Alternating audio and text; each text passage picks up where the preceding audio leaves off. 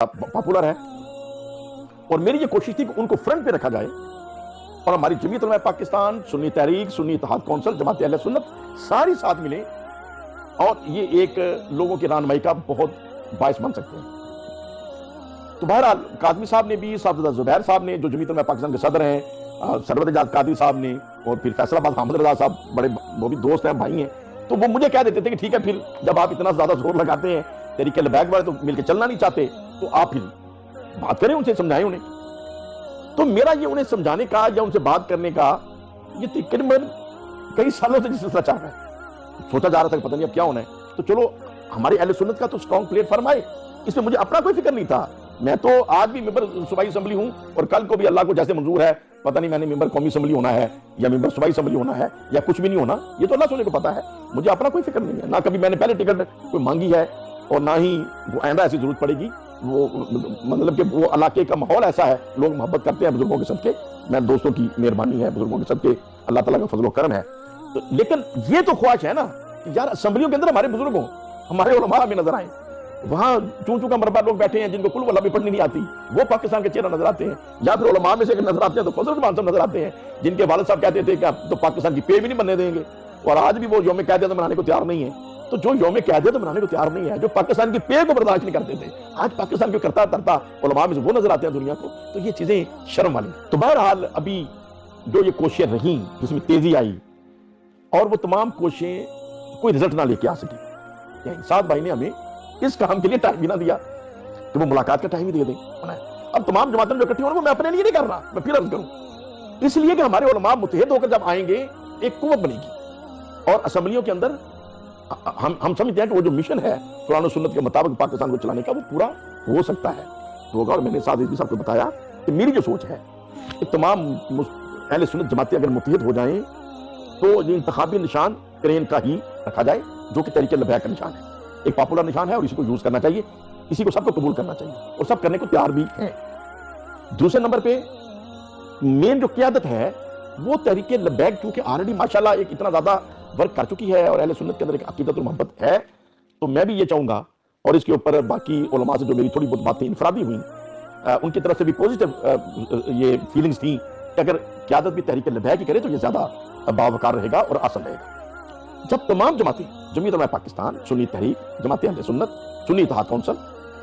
तहरीक लबैक की क़यादत को भी आगे पसंद फरमा रहे हैं, निशान भी क्रेन के ऊपर इलेक्शन लड़ने को तैयार हैं, और एक एग्रीमेंट होगा तमाम जमातों का कि ये तमाम जमातें मुत्तफिका सियासी जद्दोजहद करेंगी और अपने दीगर तंजीमी काम और रफाई काम और मजहबी काम अपने अपने तौर पर करते रहेंगे। और इसमें हाजी हनी तैयब साहब, उनकी भी बिल्कुल नुमाइंदगी मौजूद है, और मियां खालिद हबीब लाई साहब जो सुप्रीम कोर्ट के वकील हैं, जो अंजुमन तलबा इस्लाम के बड़े सरगर्म लीडर रहे हैं,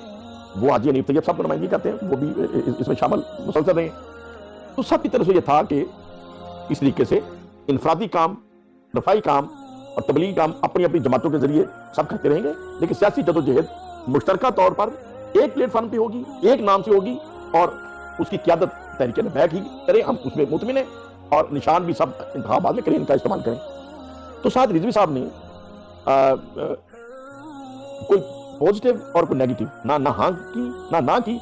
गौर फिक्र का थोड़ा टाइम लिया और मेरे से जमातों के नाम लिखे, मुझे लिखा दें कौन कौन सी जमात जो है वो आप समझते हैं कि काबिल जिक्र होनी चाहिए, तो उन्होंने अपने हाथ से नोट कर लिया। तो मैंने उन्हें ऑफर की कि भला मुझे हुक्म करें, मैं इसकी मेजबानी करता हूं, या भला तहरीक लबैक खुद मेजबानी करें, सबको बुला के मशवरा करें और जो भी खदशात हैं वो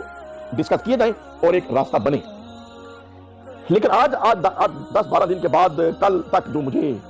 तहरीक लबैक की तरफ से जो फाइनल खबरें आई हैं, जो कि मुफ्ती मुनीबर रहमान साहब के हवाले से कराची से,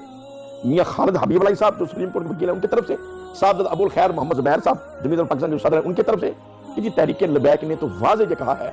कि हम इत्तेहाद करके किसी भी जमात के साथ नहीं चलना चाहते और हम अकेले चलेंगे। तो इसका मतलब यह है कि वो इत्तेहाद नहीं करना चाहते। तो फिर मैंने अपने तौर पे भी तहरीक लबैक के कुछ जिम्मेदारान से रब्ता किया, तो उन्होंने इस बात की तस्दीक की कि हाँ साहब रिजवी साहब का यही ज़ेन है। फिर मैंने पूछा कि क्यों है, और वो मेरी तहकीक से ये पता चला कि साहब रिजवी साहब का अपना माइंड जो वो तो पॉजिटिव है, अपना माइंड तो एक्सेप्टेबिलिटी की तरफ जाता है, लेकिन उनके इर्द गिर्द जो रुफका हैं वो अक्सरियत इस बात की हामी नहीं है। तो फिर जब अक्सरियत उनके रुफका जो उनकी कोर कमेटी 12 अफराद की है या 21 अफराद की है या जो भी जिम्मेदारान है, जब उनमें से अक्सरियत नहीं पसंद करेंगे तो फिर यकीनन साहब रिजवी साहब अकेले फिर ہینڈز اپ کر جاتے ہوں گے. تو بہرحال سعد رضوی صاحب کے چاہنے کے باوجود، پوزیٹو سوچ رکھنے کے باوجود وہ یہ فیصلہ نہیں کر سکے اور شاید مستقبل قریب میں نہ کر سکیں کہ تمام اہل سنت جماعتیں متحد ہو کر یہ کام کریں. لیکن فی الحال تحریک لبیک کے ساتھ اہل سنت کی دیگر جماعتوں کا اتحاد ہوتا نظر نہیں آتا. تو بہرحال پھر مطلب آج کے بعد اگر اتحاد نہیں ہو رہا تو اس کی مین ذمہ داری جو ہے وہ تحریک لبیک ہے، اور سعد رضوی صاحب نہیں ہیں، ان کے ورکر ہیں جو ان کے رفقا ہیں. اچھا، اب ان کے رفقا ایسا کیوں چاہتے ہیں؟ میں نے اس کے اوپر تھوڑا سوچا کہ ایسا کیوں ہے